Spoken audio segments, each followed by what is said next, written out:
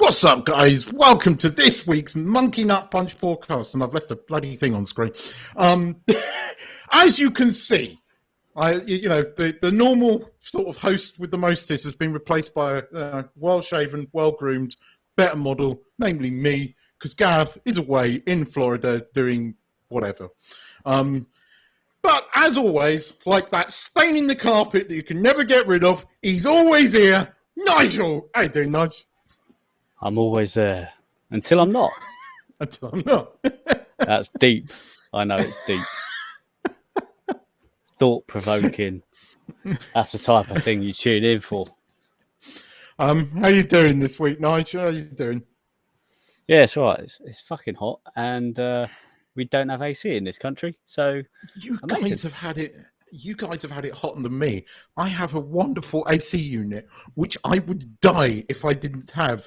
I die when I get the power bill every month, especially at the moment. But I still wouldn't change it. I still get the bloody aircon on, even if I have a fan blowing in this direction. So if it gets picked up on the mic, that's what it is, peeps. I've got a fan on because it is. It is in about 35. Effing hot in the UK at the moment. It's hotter than it is here.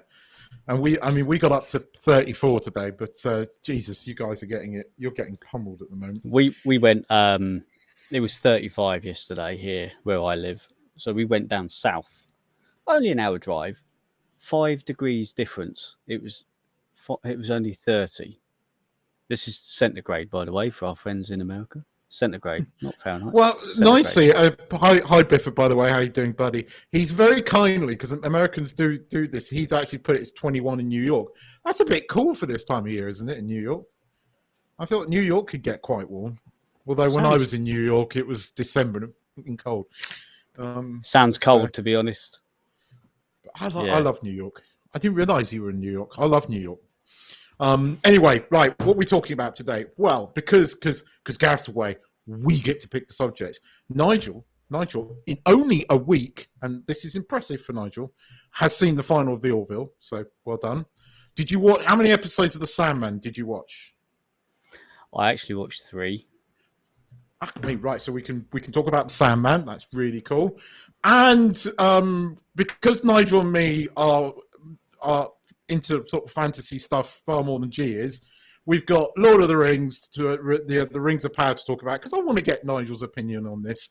I have an opinion. I've been quite vocal on this. I want to show Nigel a few trailers, and because the internet is such an amazing place, several memes that just make that trailer so much better.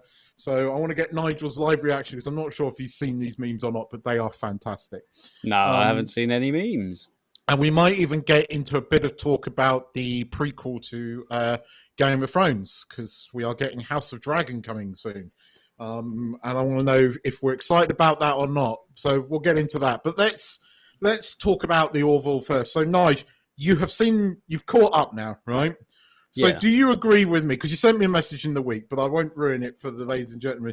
You agree that Bortus's better half was marginally redeemed by that episode? The way I described it to you, after literally, where it was left to where it is now with him, on a scale of 0% to 100%, in my estimation, he started quite low already before he did what he did with Topa, and he went down to 0, right? He was already really low. He redeemed after what he said to Topa, and did, and now he's renounced his entire world as well. He's gone to 30% redeemed out of 100. Did the final episode make you laugh somewhat when he did his little bit in the middle of the sort of Elvis scene? Yeah. Yay for you! That made me giggle. The thing about Bortus, this is what I think the whole thing has been.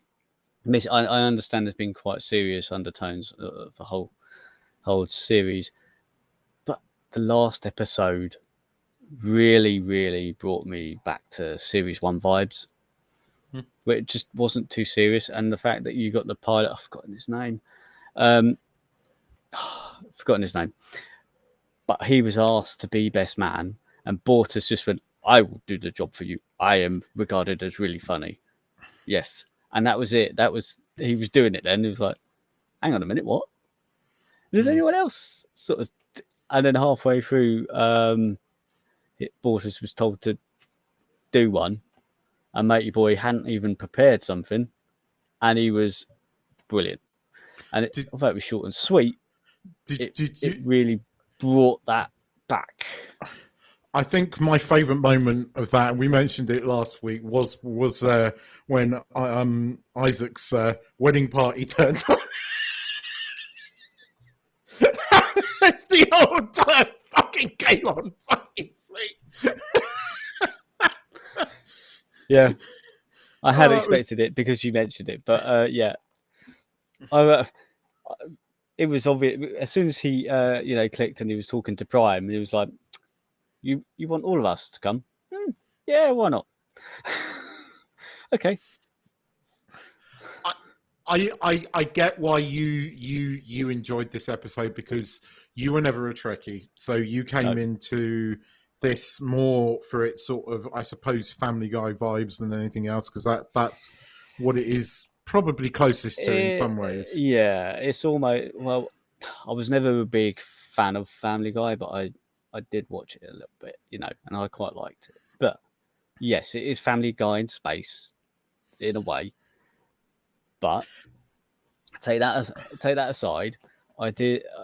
I watched all of that episode, and with everything going on in it, and actually the good vibes it had, I actually started YouTubing bloopers from the Orville just to, and yeah, it's good fun. And then an interview with the guy who plays Isaac, which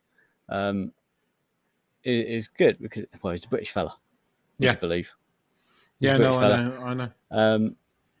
And yeah, it was actually an interview of him before season 3, so he was sort of hinting to what might happen and all that sort of stuff. And yeah, it was a good one.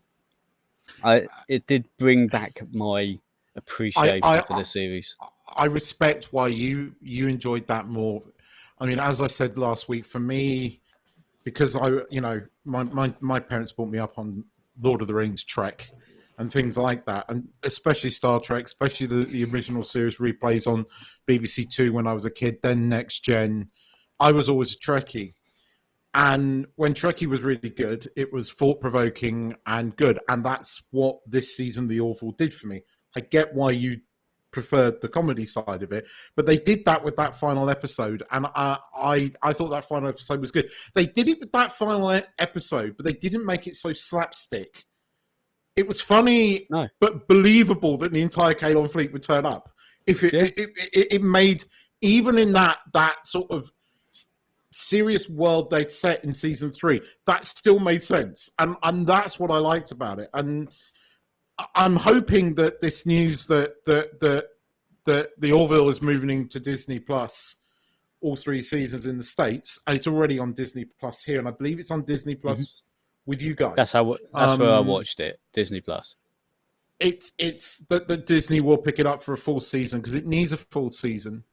It needs a mixture of funny episodes and serious episodes like they've done. I would very much like to see them try and film that novella, because I think it's going to be one of the most memorable sci-fi episodes of anything if they can pull it off. But you possibly won't like it, but I think from a sci-fi point of view, if they can film that and get it right, that will win awards, because it's just such a unique, and something that Trek never ever did, even though that Star Trek had the holodeck. I won't ruin the novella for people who haven't, but I really suggest it. If you're not on Audible, sign up for a month. Audible's great anyway, and you get that novella for free. Is it an audiobook, do you say? It is. It's read by the guy Bruce what's his face, who played Sheridan in Babylon 5, and genuinely he's a really, really good narrator. But the story, it's clever. It's not funny, but it's very, very clever. But I mean, overall though, I mean, it was, if the show was to end, it ended on a high. It ended on a good episode. It needed to air because it had been pretty Dark. political and dark, the whole thing, up until the previous episode. And then the last, so the penultimate was on the path to getting better. And then, in my opinion, a lot of people love, like you love the whole thing because of the way it was very sciencey and all very Trekky. And I don't like that because I don't like Trek. And the last one was back to how it just refreshed it for me. It really did. Fair. And that's what I liked about it. That's how I see this. I see it as a nice, jovial program in space, just set in space. The only other sort of, I say, spacey type program I watch is The Expanse with you guys, and that's quite hardcore, I think, in my opinion. That's quite hardcore, but it's very vastly different to Trek. It is. I mean, it is almost. You could almost call it Game of Thrones on a freaking spaceships in the way that it deals with that sort of massive level of politics and stuff. It's not. It's not Trek. But the thing is, because we've been starved of decent Trek, I kind of understand why Seth MacFarlane did it, because, you know, he originally wanted to bring back Trek. He was going to be, you know, and he approached it, and they told him, "Don't, you know, you're the Family Guy writer, fuck off." And then he's gone and produced that. And I see. Yeah, he's probably done that for the start of season 3 through, just to show that was one big fucking middle finger to Paramount. Fuck you.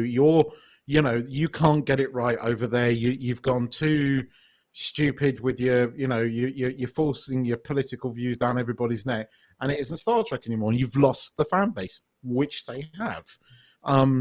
You know, okay, arguably they've slightly brought it back with Strange New Worlds, but not to the level that it should be. Not when you look at it, and it's not like they haven't got a production over there. They just can't get it right with the writers. Whereas the Orville, which didn't have nearly the production values that any of the Trek shows have, looked better in places, right? Looked more alive. The ships weren't dark. They're bright and shining and hopeful. That series, you know, you can say what you like. Even in the darkest moments, it had a sense of hope. There was that hopeful spirit that ran through the whole of that season, which is what Trek had. You know, Trek was serious and it dealt with serious shit, but it was always hopeful. It isn't anymore. It's all about, you know, blah, blah, blah. But anyway, I'm glad you enjoyed the final episode. I really am. Yeah, I did. And I sort of got... I like the explanation episode for Kalon as to why they're doing what they're doing, because they think like a machine, you know, eyes, ones and zeros, you know, this or this, and they're sort of learning that actually it's not this or this. I was quite sad that Charlie kicked the bucket because of what she did. However, she made the ultimate sacrifice and made them understand that actually they're not like their creators. So that paved the way for this. For this final episode. So I think actually I liked her character quite a lot, and she was brilliant in it. Definitely going to be a big hold, Phil.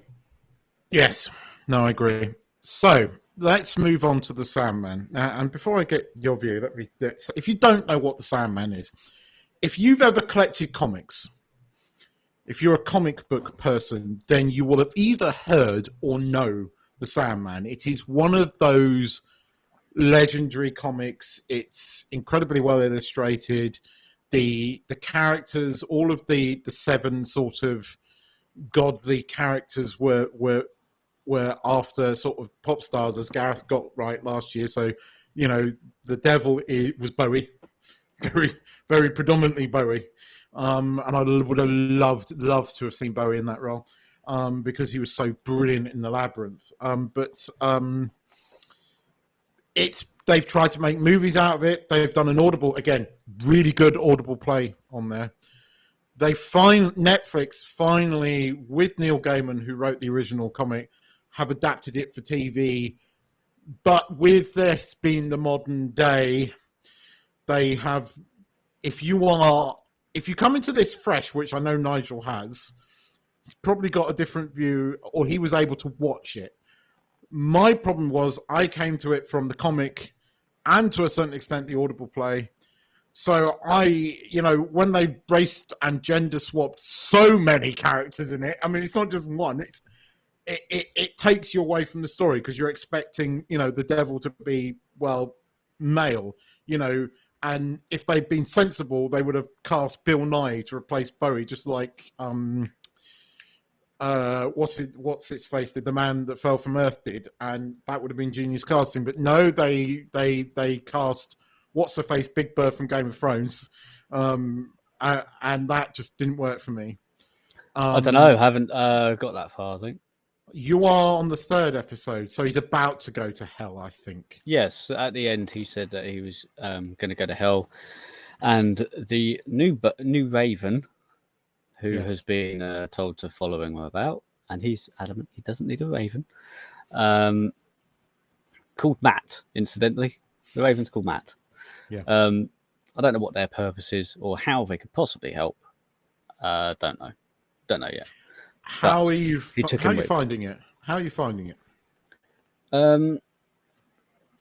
It was tricky to follow at the start, just because of what was going on and what the purpose of capturing whatever his fucking name is. I don't know his name. The King of Dreams or whatever.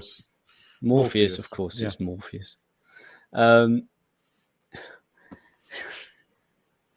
The Matrix references that, by the way. Yeah. So the Matrix references Sandman. That's where the Morpheus partly came from, because he kind of was, in a way, dreams. Well, yes, he was. He was the giver of dreams to. Yeah. You see how much this comic is in pop culture. Anyway, carry on. Yeah. Okay. They captured Matey Boy, the bloke with the glasses who has teeth as eyes. Weird. Told him to encase him in glass, otherwise he won't. When he's awake, he'll be able to, get out easily. Don't let anyone sleep while they're in his area. Blah blah blah. And then also, the person who captured him, the Grand Magus or whatever, has a son who he clearly hates because he's not the other son, and that son knows it, and yet still goes. He obviously does whatever his dad tells him to do in order to please him. However, never pleases the dad. At what point does that kid go, well, I'm going to just stop doing what he's asking me to do because it doesn't matter what I do? At no point, even after the dad is dead, he continues to do what is asked of by his dad. That made zero sense to me. Well, it's because it would have been. I think it's more clearly defined in the comic. It's because he killed the Raven, and he was frightened because Morpheus wouldn't talk to him. What would happen if Morpheus escaped? This wasn't on the Audible book. Even better describes the first episode doesn't do a very good job of the setup, because I don't know if you picked up, but they weren't trying to capture Morpheus. They were trying to capture Death, because Death has the ability to bring back the loved son. When he goes down to talk, and he's about to rebel there, and ends up killing the Raven. And it's at that point that his loyalty has changed, because he's fearful of what Morpheus will do because he killed the Raven. That's why. The TV didn't do a very good job of explaining that. No, I don't understand why he went down there to kill the Raven in the first place. Because, again, his dad being an absolute twat. Again, regardless of how good the lad has done up until, still treats him with complete disregard because he's simply not the other boy. And yet he still went out of his way to try and kill the Raven when he did. Even when he killed the Raven, the dad was an arsehole to him for killing the exact thing that he told him to kill. You know, I did not understand that lad's motivation to do any single thing his dad asked him to do. Don't understand it at all. I think it's better defined in the comic, but I can see I see what you mean from the TV episode of it. I mean, I don't know where you're at, because the first few episodes are quite difficult to get into, but it gets better. Trust me. The second episode did get a lot better. I think he gets out and he goes back to his realm and finds it's a crumbling wreck and all that sort of jazz. It was only 37 minutes, so it was a lot. Well, say 37 including credits, so it was a lot shorter to get through. And then after that, he's trying to get his things back. His ruby, his sand, and his mask. He's trying to get those back. And then he enlists the help of Constantine, who I recognise from Doctor Who. Well, if that's the right one. I'm going to let you into something now. Did you?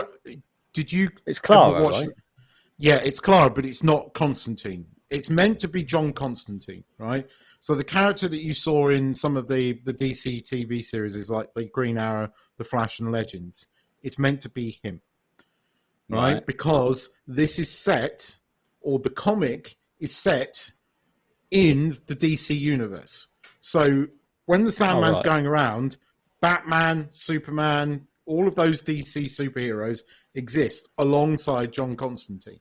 Right, so this was the thing. Don't get me wrong. I like Jenna Coleman. I think some people didn't like her in Doctor Who. I liked Clara. Sorry if that's piss off a few people, but I liked Clara. What annoyed me was I was again expecting to see John Constantine, because there is no fucking Joanna Constantine. It's John Constantine. And Neil, you wrote that bloody comic, so yeah. But having said that, she was okay. But you gender swap her and then you make her a lesbian. Even though, and here's the thing, the girlfriend is the same one as in the comics that John comes back from.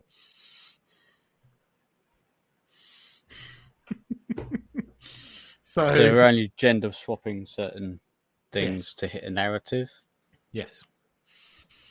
But it gets better as you do. Did you see the Cain and Abel scene? The Cain and Abel scenes were well done, and quite well cast. Oh, it's the Cain and Abel one. Is that the two brothers? Yes, Cain and Abel. So they've got the dragon or the gargoyle thing. Yes, the dream. Gargoyle is a dream, and Morpheus goes to take that dream to get himself some power back. Yeah. To enable him to then go, and at first I didn't really understand why the brother kept killing the other brother just for the smallest little thing. Literally, he called the baby egg. Do you know the significance Orville or whatever? And then no. Do you know who Cain and Abel are? So in the Bible, they committed the first.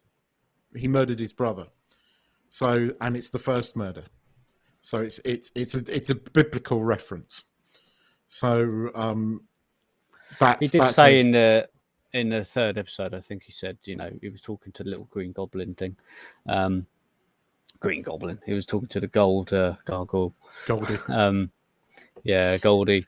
He was talking to him, saying it's in his nature. He can't help it. I'm the first victim. He's the first murderer. It just happens. And he goes. And then he goes, no, don't worry. It's before lunch. He never kills me before lunch. And then when he did come back, and the egg was there, he walks in and he goes, thanks for murdering me and burying me in a shallow grave this time, brother. So, how many times has this happened? Without going into spoilers, it has the guy that played Lupin in the Harry Potter movies in an important role, and there is an episode, very sort of horror-y, psychological episode coming up.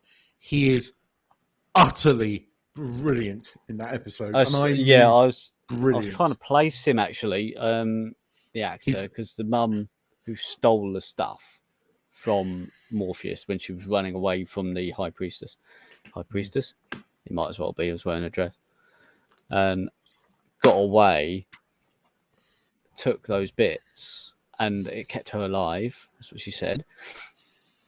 And somehow she's got this other medallion, which she passes on. She may let slip that she was 120 years old, something like that. Yeah. So yeah, it was interesting that she had this thing, and she was was she attacked by the bloke with teeth as eyes? I've forgotten what his name is, but the one with glasses who wears them even in the pitch. He is a nightmare that Morpheus. He is the nightmare, the ultimate nightmare that Morpheus created in order to be like this. As I said, the ultimate nightmare. Unfortunately, the ultimate nightmare rebelled, and that's what's happening. But Morpheus created him. Okay. He comes back in a really good way towards the end, and a clever way as well. Well, I like the interaction. So his mum has got the son in a mental hospital, and passes the thing over to protect him. And she was just saying, just give him back to him and he'll be fine. I was just thinking, why doesn't she? Well, actually, he stole it from her, so she didn't know where it was. He stole the dream, yeah. So, I mean, he was going, yeah, but he'll do this to me. We don't know what he'll do to me, blah, blah, blah, blah, blah. It's like, all you need, I would have thought you just say to him, I took it from them so they couldn't use it, and I kept it safe for you. Here you are. Would Morpheus do anything to him then? Maybe not. I don't know. But that wouldn't make a good story, would it? So, I don't know. Keith is dirt-faced, so he's not here anymore. Or is it me? I cannot tell, but it looks like Keith has lost internet, which is wonderful. Listeners on the... I'm back. Oh, he is back. What? My Wi-Fi dropped out. Sorry, so I've switched to my phone. Yeah, I was just I was talking and I realised actually you've dirt-faced, and I didn't know if it was me or you. Turns out it was you. So it was me. You and your fan-dabby-dozy internet. In fairness, it hasn't dropped out for a long while, but it's... it's only when we do this. Yeah, it's really annoying. Anyway, you were saying about her, and Keith is bad. Yeah, Keith is back. But no, I was just, I was thinking it wouldn't make a good story if they did follow through with her initial line to him, was saying, just give it back to him. But I'm interested to see what happens when he goes to hell, because somebody in hell has got the helm. So, again, without going into spoilers, there's a reference in there that comes back. If they do a second season, it's definitely coming back. I'm not going to go. I'm going to generalize now, because you should watch it, because it gets a lot better. As I said, there's a fantastic episode with him in it, which is a real horror episode. It was one of the better issues of the comic, and it was very, very well done on screen. The next episode, we meet Death, and this. If Gareth, if he was here, would say, I suspect Gareth would say the episode I just referred to, the horror episode, was his favourite. It's a toss-up between that one and the next one for me, because the Death episode, again, great in the comics. I actually really enjoyed the televised version of it, partly because it was well cast. I'll give you a high-level thing of it. You get to meet Death, and Death was race swapped, but it didn't really matter because I was already used to it. Actually, the actress they found to play Death was very good, quite hot as well. And you get a flashback to sort of like 700-800 years prior, and she has a bet with Morpheus that that she believes in humanity. Death is quite an upbeat, wonderful person, which is really cool. And she has a bet with Morpheus that if humans could live forever, they would go insane. So Morpheus picks somebody, and just to go into the sort of high level thing is that he makes a deal with the human that he picks that they will meet in this bar every 100 years, and it's generally a very good episode. And the guy that was cast in the role was really, really good. And then the next few episodes kind of kick back to the main sort of story arc of this TV series. So like the first 6 episodes are kind of anthology episodes. So they follow like the sort of single issues of the comic. But then the arc kicks in. You kind of get an inkling of the arc at the beginning when you see they give you the sort of stuff about the sleeping, where when Morpheus is captured, somebody gets, doesn't wake up again, right? That is really, really important, and it comes back in. And again, very well cast. Actually, I quite enjoyed it. Stephen Fry turns up, quite well cast. And whereas I was quite anti this last week, by the end of it, I actually did quite enjoy it. I was taken out of it because of this gender swapping stuff, and it still annoys me because it does take you out of it if you're a lover of the comics, and those comics mean a lot to a lot of people. If you're a comic book, I've lost him now. Nige's gone now. So we're having all sorts of problems today, but anyway, Nigel is back. Just to let you know, Keith, I've realised. Yeah. You've decided to change your name to Gareth. It's because I've come back in. Well, I'm a better model. Is what it is. Yeah. You'll never look this good. Come on, Biffa. Where's Nige's bad? Come on. Love melon. Yeah. But I actually, by the end of this, quite enjoyed it. And it's one of the better things that's been on Netflix this year. So I'm gonna keep watching. I might watch. Do it. I'll see if I can watch one a day. But it's not a huge amount of episodes, so it should be all right. It generally gets better. And yeah, it generally gets better, and it has kind of left me. Morpheus was very well cast. The Devil wasn't, but actually Death was.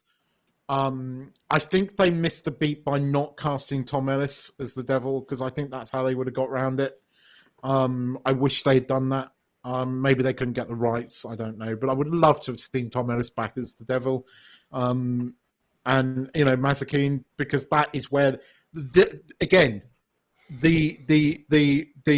Lucifer that we see on TV came from the Sandman.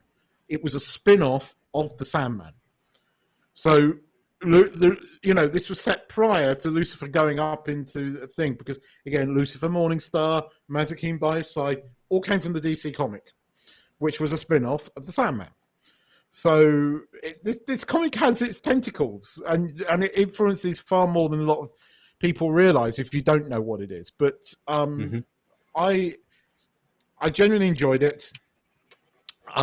There is, if you are a comic book fan of the Sandman, watch beyond the end credits.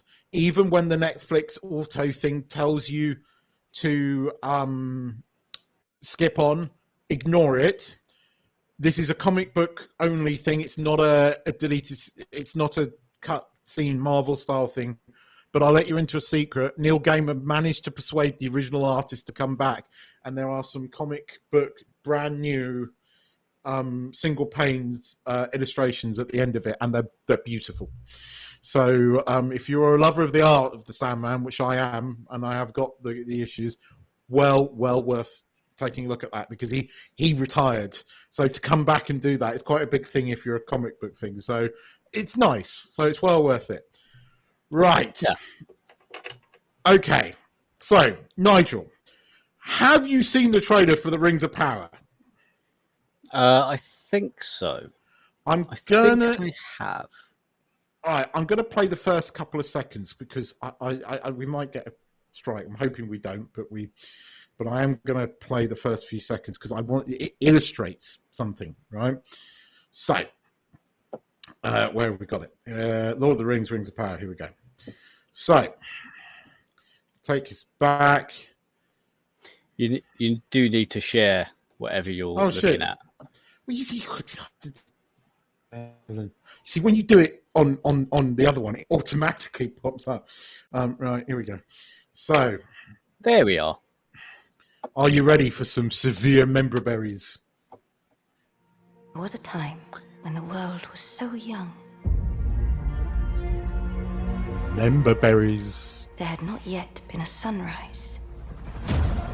But even then, there was... Right, that I think is all we can really get away with. Right now, if you're a Lord of the Rings fan, sounds like Lord of the Rings. I mean, and it is. It's Howard Shore. He's back to do the theme. Don't get excited. He's not doing all the music. He's going to do the theme. And that, ladies and gentlemen, is what is called a member berry. Now, Nigel, are you excited for this? Not really. Thank you, because I'm going to take a massive dump on it. Sorry, Biffa. Right. No, I mean, I didn't mind the films. The films were all right. I watched The Hobbit, but I know there's been further Hobbit films, which I haven't got around to watching. Maybe one day I will. But I've never been a big fan of it. Although I liked it, the films, the original films, although I've liked them, I always wondered why Gandalf, being a wizard, does literally zero magic in this whole thing. Okay, all right, okay. He does do magic, but what, he whispers to a fucking moth? I can says, sit here for shall an hour. not pass. I will sit here for an hour if you want and talk to you about the origin of wizards in Lord of the Rings, because I'm a massive Tolkien fan. My parents, mate, I've read these books God knows how many fucking times, right? I've read the Appendices, I've read the Silmarillion. Biffa, I am a huge Lord of the Rings fan. Okay. Yeah, I read the books. I read the books because fan. I quite liked the films, and so I read the books. And I always, I got caught up on the books before the final film came out, and I was massively disappointed with how the film portrayed the end of the books. Yeah. Because it didn't do it. Are you talking about the sacking of the Shire? Yeah, he just didn't do that. Nothing. I was expecting it, but nothing. I don't know. The trailer gives to me nothing away. I don't know what it's about. I'll watch it. It might be interesting. The problem I have, and Biffa, answer me this: have you seen all the Amazon bullshit around this? Have you witnessed any of this, or are you coming into this fresh? Because I'm interested. Because here's something, right? Peter Jackson. When Peter Jackson made Lord of the Rings movies, and you can say what you like about the movies he put up on there. Personally, I love them. You have to watch the extended editions with all the fucking vlogs that he did to understand why he didn't do the sacking of the Shire. And as much as I would have loved to have seen it, his explanation makes sense, right? But you have to get it. But he said, look, we are making Tolkien's. I'm not talking about the nerderotic stuff, Biff. I'm actually talking about the Amazon stuff, like the super fans stuff, and what I'm about to show you in a second. But Peter Jackson said, "Look, we are making this for Tolkien. We are not putting our own views into this. We're not putting our own politics into this. This is what Tolkien wrote. We're adapting it to film, but we're not going to put our own views into this. We are putting Tolkien on screen. Whereas the creators of The Lord of the Rings go, we're modernizing it and we're putting in today's sensibilities. Alarm bells, right?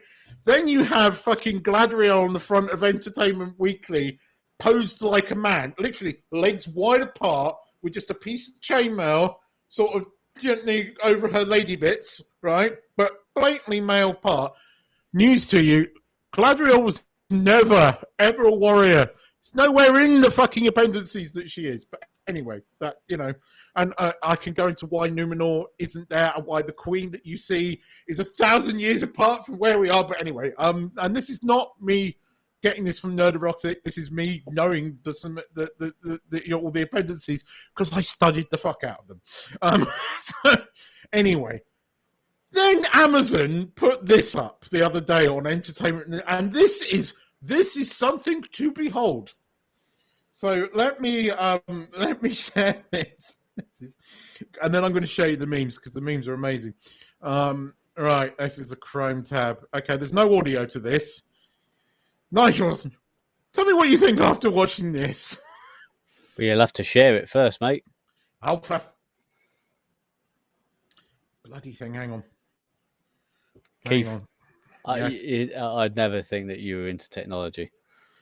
Look, I'm used to streams doing things the way they're meant to do it. Right, here we go. Right. Okay, we'll try that one again. Right, I can see a webpage with a lady with a sword. That's Gladriel. New character. Is that a dwarf? Not hobbits. Hobbits. Is that a hobbit? I don't know. Yeah, what the hell is going on with her? It's all a bit juttery. Yeah, it's not. It's decided to die. Stupid bloody thing. Hang on, try that again. So what is all of that then? This is Lord of the Rings. These are the characters that are going to be in the Rings of Power. But it's just. So, the Rings of Power, are they based? This series, is it based around the same time as Frodo? No. Samwise. So, Lord of the Rings and The Hobbit take part in the sort of third age of Middle Earth, right? Yeah. This is set kind of at the beginning of the Second Age, so this is like thousands of years before.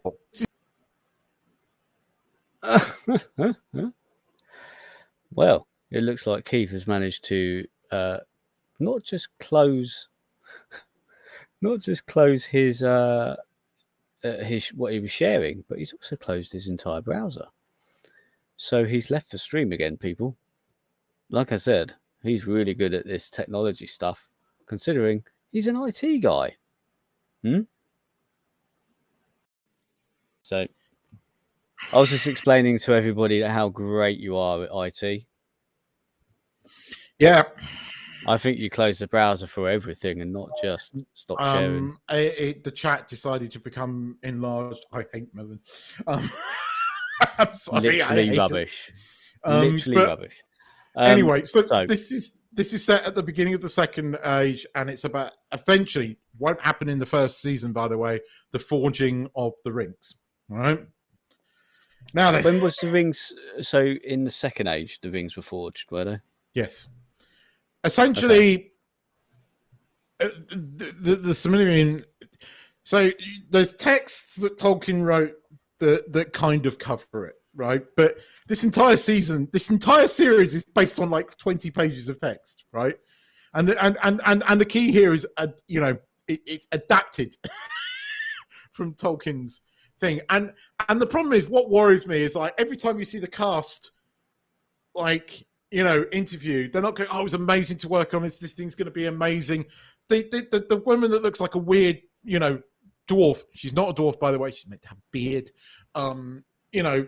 All she can bang on about, right, is not how amazing the series is. It's the fact that me, am the first black female dwarf. And you watch every interview. It's the first thing she talks about.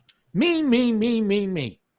All right? And hobbits, by the way, do not exist at that point in the thing. They've not even come to Middle Earth. They are non-existent. There are no such thing as little people, but because they don't have the rights to call them hobbits, right? They're called halfers. So they're hobbits, non-hobbits, hobbits. Why can't they call them hobbits? Because they don't own the rights.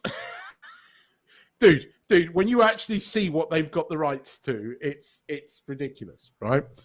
How could you do a story about Lord of the Rings without what was the main part of the story in the first? Well, the hobbits didn't actually exist at that point. I mean, there were people that were beginning to dwell along the riverside that were small in stature, but they weren't yet hobbits, right? I mean, Gollum was the Gollum who the creature that became Gollum, or Gollum was, and you see that was one of the river folk, which were sort of the predecessors or sort of ancestors, or you could obviously sort of spin off of hobbits in effect. But anyway, we're going deep into this, but anyway, so that was like this really cheesy thing, right? But the internet is amazing. So let me share with you this, because this is awesome. Are you going to click the right buttons this time, Keith? I am. So let me share with you, because this one actually has audio. It's amazing. Let me go here, and then I have to go back to the other tab again, and here we go.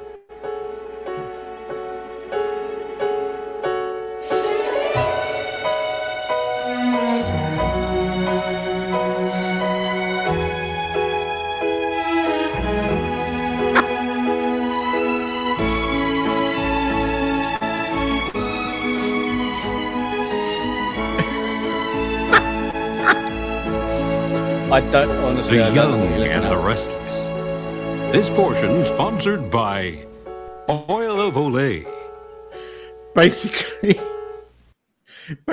they are implying that it looks very soap opera-y, and feels like a very sort of 80s cheesy American thing, which is exactly what it is. So, and then some other guy did this one, which again did make me giggle. Let me bring this one up. Chrome tab. I can't share Bilfer's comment here, but he's saying Amazon is smart. They learnt lessons from Game of Thrones and will give us a better product. Potentially. If it's any better than, you can't get worse than the last season of Game of Thrones. I will say this to you, Biff. If the plot that is out there is anything to go by, and the scene where basically Elrond is, I mean, you see a bit of it in the trailer. God, if this scene is anything to go by, you're going to go, because basically Elrond mansplains to Galadriel. and don't be a silly woman going out there fighting. You need to come home and have babies. Seriously, Elrond. Right? I don't know. I don't know a huge amount about Lord of the Rings, so Elrond I don't know if this is going to be well received or not. I will lay money. I will have a little bet with you, Biffa, here. The first episode of Lord of the Rings will be the most streamed, probably the most watched thing of anything. It will beat Stranger Things. It will beat everything. It will also have the largest drop-off you have ever seen. And as much as I don't subscribe to Nerderotic and all that much these days, because they have to make videos that hate on shit, because that is their brand now. They've put themselves into a corner, and the day that all this woke bollocks nonsense stops in Hollywood, they're going to all be out of jobs. But on this, Amazon have done enough and said enough, and these show creators have said enough for me to be seriously concerned. The Lord of the Rings fan in me really, really, really hopes I'm wrong. But I think this is going to go from the most watched stream show to one of the least watched streaming shows, because I think that there's enough little things in that trailer that just make me go, oh God. And these cheesy shit that they keep releasing, and that super fans fucking videos. Oh God, if you'd seen that, you'd cringe. Yeah, like all these things, Keith. I heard it was being done, and I've stayed away from all the bullshit. And I'll watch it. You know, if it pops up, I might, you know, in my feed and whatnot, I might catch something here or there. But I don't go actively looking for articles or see articles on this program. And I don't really care for it. Once it's out and it's released, I'll have a watch. If I like it, I like it. If I don't, then I won't watch anymore. You know, it's one of those things. I'll probably give it 3 episodes, though. Yeah. Well, I love the fact that they've got Howard Shaw back, but it's just it's all the promotional stuff that keeps coming out, and it's everywhere. So it's kind of like hard to ignore if you read sort of entertainment websites and stuff. I don't. And it's whoever's doing the marketing needs to be fired, because it's really bad. I haven't seen any marketing for this. I've seen the trailer, and that is it. It's one of the most ratioed trailers on YouTube. It's quite bad. Although, look, again, watching that latter trailer, you do get the feels. You've got the Howard Shaw music there. You've got you've got what looks like what's its face in the background. You've got the tree. There is definitely a lot there. But the showrunners, when they're interviewed, have said enough for me to be concerned. That's what I'm saying. Amazon don't play games. Amazon showed Star Trek Picard. Amazon is owned by Jeff Bezos, who fires himself into space in a giant penis, or to the edge of space, because he's not an astronaut. But that's another matter. Yeah, but you know, can't look at both in correlation. I know, so but I don't know. I'm all right. Yes, I'm keen to see what they do. I'm keen to see what story could possibly be told for the Second Age. Maybe it's to lead up to the creation of the One Ring and the 7 whatevers. I don't know. I don't know what this story is going to be. If this turns out to, and I'm going to watch this. I'm purposefully turning off YouTube when it comes out, because I do not want to be sort of, you know, because there's going to be a lot of videos of hate. They've already made the videos, and I know they have, because even if they like it, they're going to hate it. I will be honest. If it's really good, right, and I've come back on here because last week I slated The Sandman, and I've come back on here this week and I've said, actually, you know what, I really enjoyed it. Yeah, Paramount produced it, but Amazon showed it. Oh, you can't. Just because. Well, okay, look, because a company I will say this. Program, you can't blame the company that showed it. I will say this as much because I don't like Jeff Bezos, and I really do not like Jeff Bezos. Keith, in that respect, it's your fault for having it on your TV because you showed it on your TV. Yeah, with that same logic. Yeah, fair enough. I will say this, that actually I've enjoyed a lot more on Amazon this year than I have done on Netflix. They had what's his face, Jack Reacher, which is fucking awesome. That was Amazon produced, and it was very, very good. The recent thing that with what's his face, bloody Star-Lord in it. I've started watching that, and so far that's been very, very good. In actual fact, 13 Lives, which is about the cave thing here, fantastic film. Yeah. I haven't seen it yet, but I will watch it. Really, really good, and it's quite close to what actually happened. Yeah. Well, my favourite thing so far to watch this calendar year or this past year has been Jack Reacher, and that's on Amazon. It was very. That has been my favourite thing to watch this entire past year. I'll give you. It was certainly I very much enjoyed it. I watched the first episode of it because I just flicked through and went, oh, that's not Tom Cruise. I'll watch that. And then I watched the first episode and I told my wife, which goes, oh, but you've already seen the first episode. I went, I'll watch it again. I really like it. And so I watched it again. I didn't spoil a thing. And she went, right, let's watch the next one. And for my wife to go, let's watch the next one straight away, that's a good series. And out of any program, that's the series 2 that I'm waiting for. I'll give you a tip. That is the thing I'm waiting for.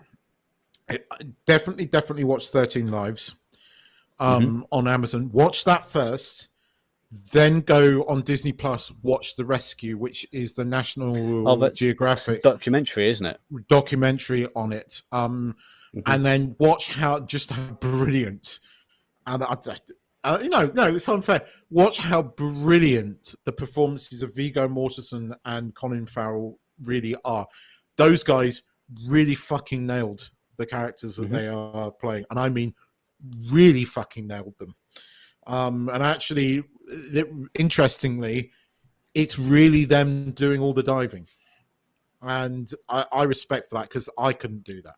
But the documentary is amazing, but it's worth watching the film first. The film is very good. It misses a few things out because it's only a 2.5 hour film, but the documentary covers one interesting fact in the fact that had one of those kids died, God forbid, those guys could have ended up getting arrested and shoved in the Bangkok Hilton for a very long time.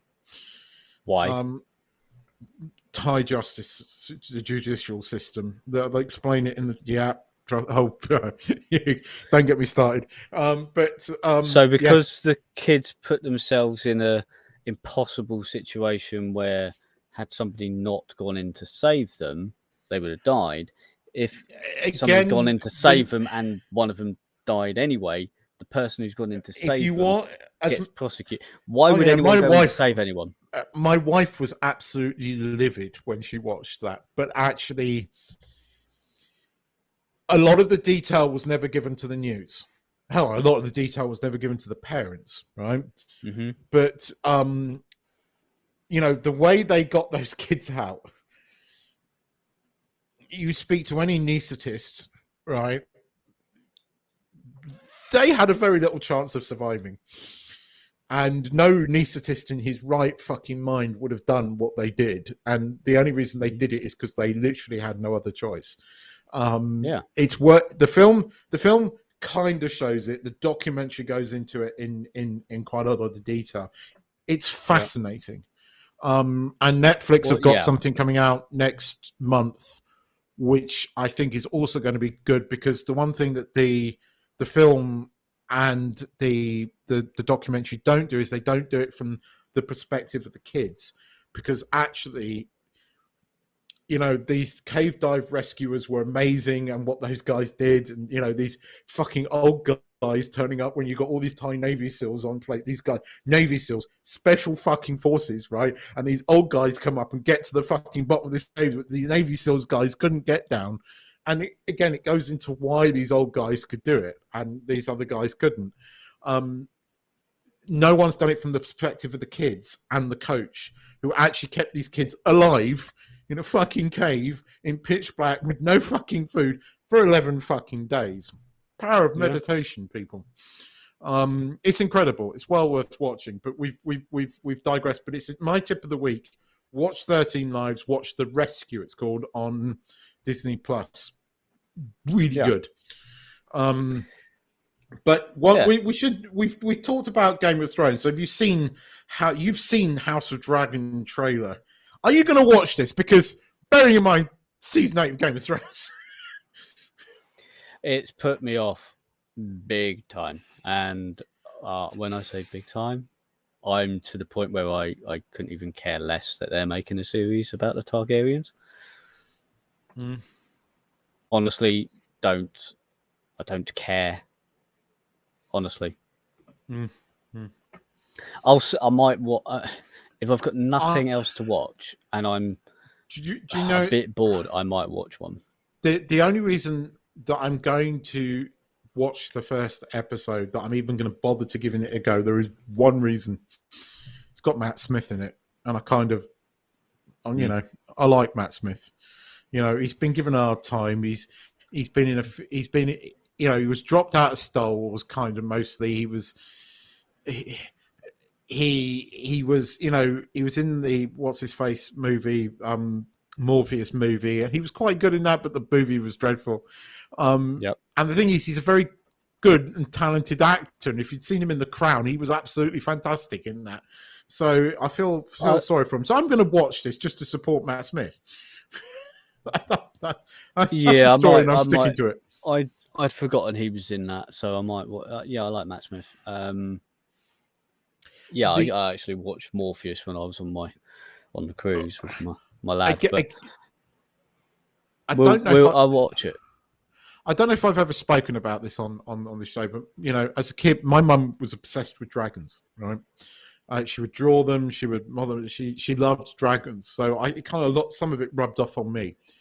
There is a scene in that trailer. See, this is why I like Shang-Chi, because I loved the fucking dragon, right? And I know if my mum was still here today, she would have been fucking like a giddy school kid with that dragon, because that dragon in Shang-Chi is awesome.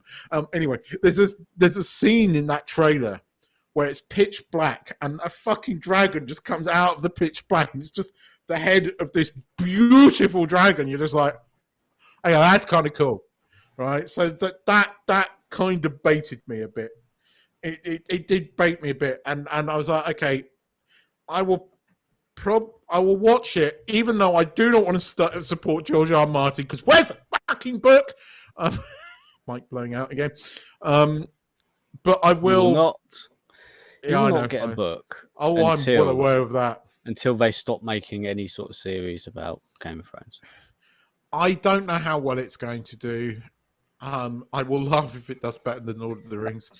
Well, here's the thing. Anybody who didn't like the last series of Game of Thrones will go into watching this series with such low expectations. If it exceeds that low expectations, it's a plus, and people might like it more than you think. You might have a point.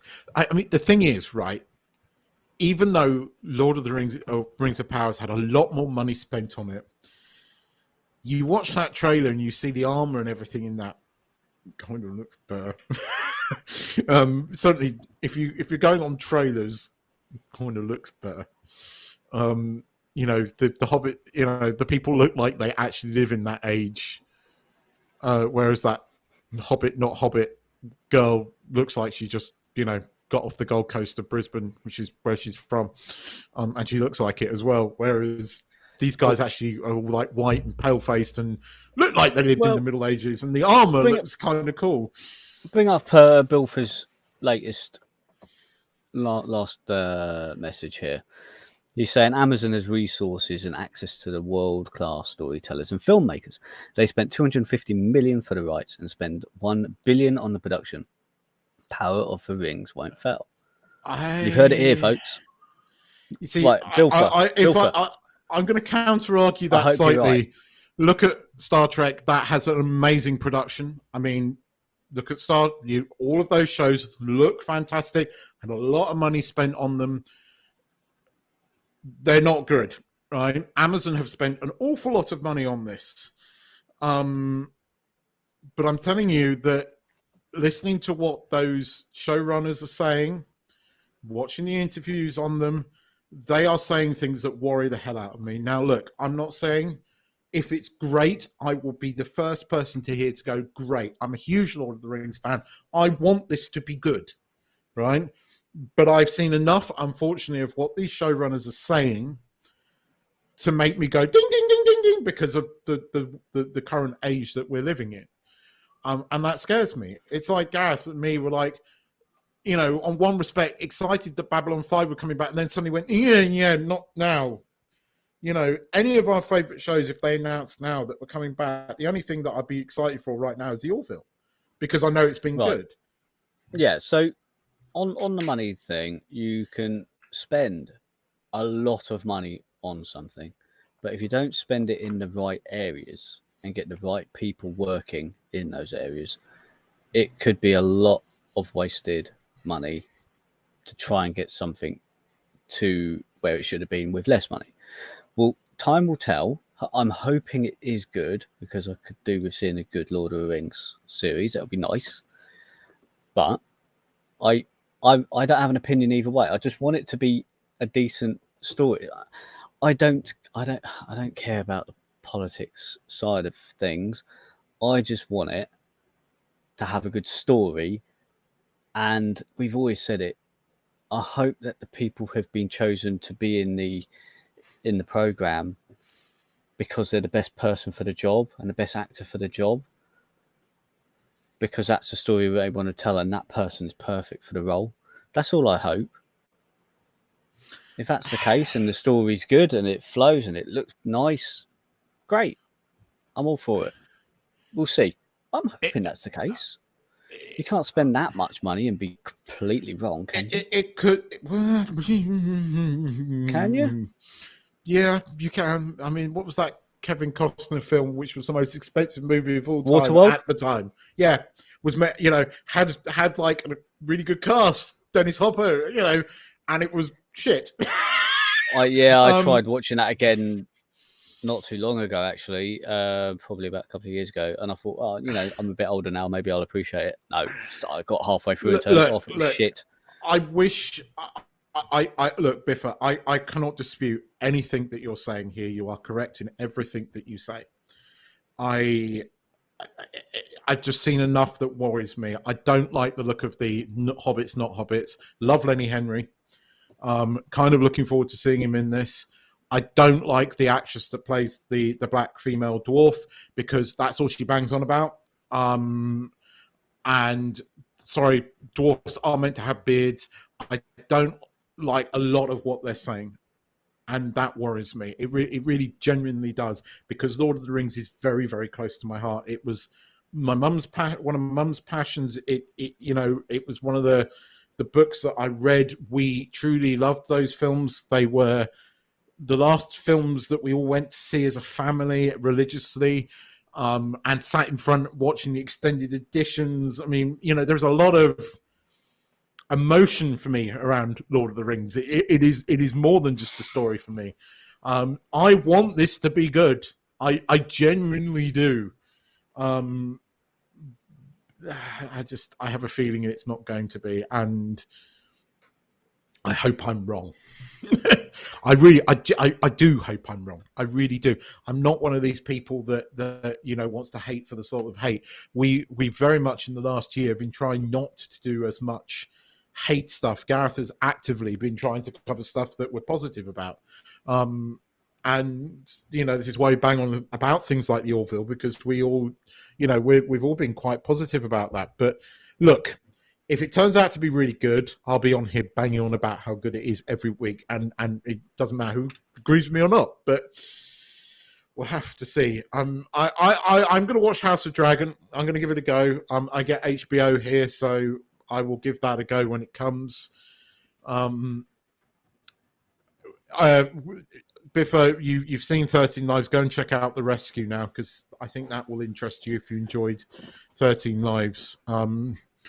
We might try and get up there at the winter, so I might try and do a vlog up there. As long as you don't go in the caves and get lost and need rescuing, Keith, because I'm sorry, mate, I don't think they'll be able to use the same techniques for you. When we go to get you out. You're a little bit larger than the children. Yeah, when we go up there, it won't be monsoon season, and you can't go deep into the cave. You can only, I think, you can go to the mouth, the first chamber, and that's about it. Mm-hmm. And they're opening up a visitor centre up there as well. So we're potentially going to go up there. You can be rescued. Well, what they're saying, I think it's going to be quite unique what they're planning up there. They're talking about take you in. No, but they're going to make like replicas where you have to crawl through and things like that to give you a sense of the claustrophobic of it, and where the boys were sort of for 11 days. And stuff, so longer than that. Yeah, I think I'm gonna see if I can watch these two things pretty soon. I think you'll enjoy Just 13 Knives. It was very good. just for before we end. So House of Dragon, that actually releases apparently on the 21st of August. It does. So it should be available soon for Lord of the everybody. Rings is 2nd of Sep, isn't it now? 2nd of September for Lord of the Rings. So that is in just over a week's time, and then 3 weeks' time. One more thing, because Gaz got here, so he can't berate me and shout me down. The latest Andor trailer looks kind of cool. Seriously, it does look kind of cool. I don't know. Well, That's again, out in all right. September as well. Here's the thing, right? I will say this because, again, Gareth can't berate me and shout me down. He'll just send me a million hate messages after this. This one looks like they've spent some fucking money on it, right? And it's not shot in America like all the other ones. It's been shot at fucking Pinewood. And they've been working on this for a good 2 years. They made a lot more props for this. It's been made by British filmmakers. But the fucking opening trailer, the fucking Death Star flying over, it's not Death Star, the Star Destroyer. It's giving me feels. I'll give it that. It's giving me feels. I'm a bit like Biffa with Rings of Power. I think Andor's going to be really good. And I think that a lot of people are all going, well, I didn't really like Rogue One, or I didn't really care about Andor. This is not just about Andor. This is about a period in the Star Wars history that could be quite good. I liked Rogue One, and there was a lightsaber in it, but it was right at the very end with Darth Vader. So I don't care. No lightsaber. I will boycott. Yeah, well, we'll have to find out, won't we? There may or may not be. I doubt think they'll you're show you going it. to see one. But look, Rogue One. If you liked Rogue One, don't care. No lightsaber. Biff is going to boycott because there's no lightsabers. No, And on that bombshell, he's just get me back for my Rings of Power. Yeah, I think on that bombshell we should wrap up. Oh, yeah, because I've got to download this and turn it into a podcast. Right. Yes. Well, we're going to be off air for a few weeks now because Gareth is still stuck in Florida. Nigel's got to go and do important things. Yeah, Gareth's doing Florida man things. I'm away at the end of August, so I don't know if you guys are back at the end of August. You can't do the end of August either, can you? No. So we're going to be back in September. So when all these shows start airing, we're going to be back. So Biff, as always, great to have you in the comments, and great that you've sort of been vocal today in it. And look, mate, I